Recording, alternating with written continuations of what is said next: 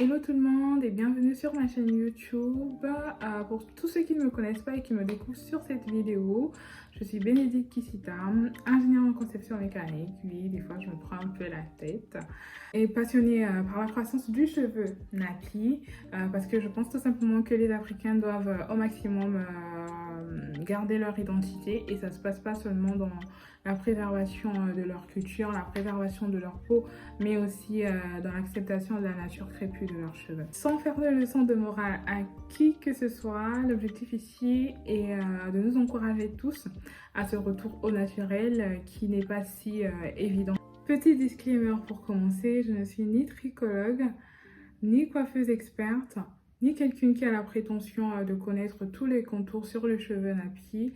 Moi, l'objectif de cette aventure, c'est vraiment de connaître mes cheveux, de tester des produits, de tester les soins, voilà, de les entretenir afin de les avoir au meilleur de leur forme. Pour tous ceux qui seront intéressés de me suivre dans cette aventure, vous savez ce qu'il vous reste à faire, vous abonner, aimer la vidéo et activer la cloche de notification pour ne rater aucune de mes prochaines vidéos.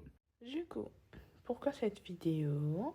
Le but de cette vidéo, c'est vraiment de te parler de quelques habitudes qui m'ont permis du coup de passer de ça à ça en seulement 2 ans. Donc prends ton tabouret, installe-toi. Si tu veux, je te paye du popcorn, même si c'est pas le cinéma ici. Alors, on y go? Pour la petite histoire. Donc du coup, pour tous ceux qui me connaissent, ils savent que dans le cadre de mes études, j'ai dû quitter mon pays d'origine pour la France en 2020. C'est ici en fait que j'ai constaté cette pousse phénoménale de mes cheveux. Mes cheveux n'arrêtaient pas de pousser, ils n'arrêtent toujours pas de pousser. Et tout ça parce que j'ai instauré en fait une routine, prise des habitudes que je ne savais pas pouvaient m'être bénéfiques après. Du coup, même mes sœurs et ma maman, quand elles me voient et tout par vidéo, ou voilà, quand je suis devant elles, elles me disent bah, ce sont tes cheveux, et tes cheveux ont poussé, mais comment t'as fait et tout? Bah, Et moi, je réponds, c'est la grâce. ça m'a un peu donné les ailes, c'est pour ça que j'ai voulu partager cela avec vous, parce que tout simplement je vous aime. Donc, les habitudes en question. Quelques habitudes qui m'ont permis de pouvoir avoir cette pousse. Pour numéro 1, c'est tout simplement ne pas me tresser. Déjà, il faut savoir que j'étais arrivée dans ma ville d'études. C'était une petite ville d'études de 50 000 habitants en comptant les vaches. Non, je rigole. Donc, l'objectif, c'était vraiment pas de me faire belle, la beauté. J'avais mis ça un peu en arrière-plan parce que vraiment, mon objectif, c'était de pouvoir rattraper déjà le retard que j'avais dans mes études et ensuite vraiment valider mon année d'études. Donc, vraiment, mon objectif, c'était vraiment pas de la façon dont je me présentais, ma beauté, encore moins mes cheveux. Vous voyez? Donc, encore moins mes cheveux, tu vois. Donc, mon objectif, c'était vraiment toute autre chose, vraiment tout sauf mes cheveux. Tout sauf mes cheveux. Et là, c'est quand je connaissais personne. Genre, j'avais cet objectif, je connaissais personne, donc j'avais vraiment pas. Je me souciais vraiment pas de mon apparence, comment allaient se présenter mes cheveux, etc., etc.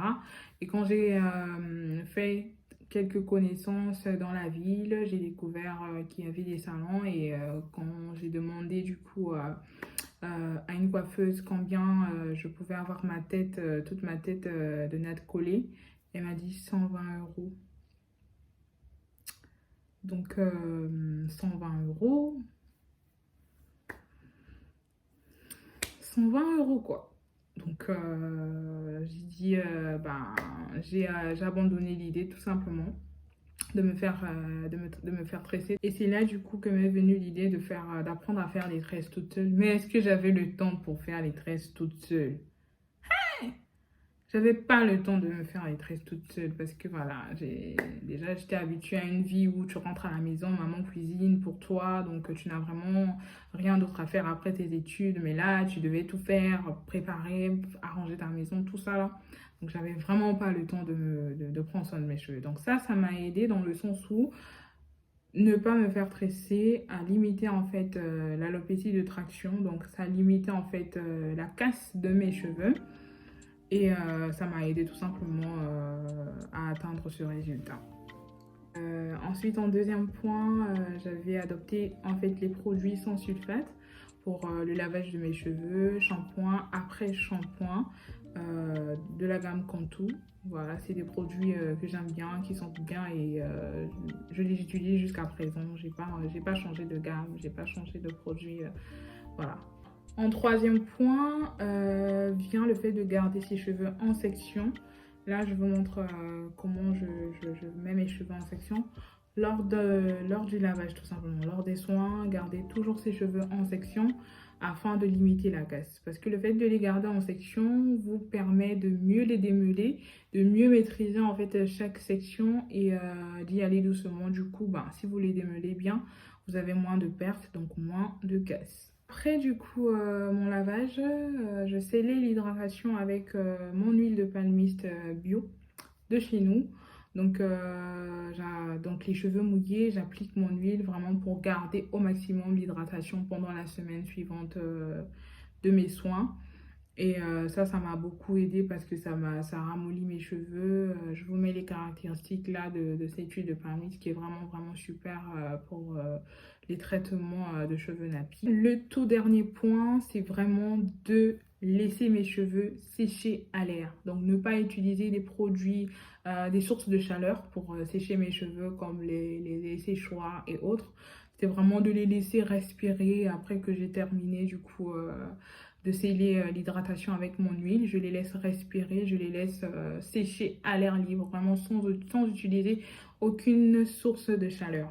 Et ça, du coup, je refais tout simplement ma coiffure protectrice que je faisais souvent des twists. Des twists où je les attache tout simplement en chignant, mais vraiment sans plus les bouger. Donc, c'est vraiment des habitudes assez facile que tout le monde peut reproduire facilement chez elle. Tu te prends pas la tête, tu laves tes cheveux normal et après tu sais ton hydratation, tu mets ta coiffure protectrice et tu évites au maximum de toucher tes cheveux. Donc ces habitudes là m'ont permis de pouvoir atteindre un résultat que je trouve assez bien pour moi.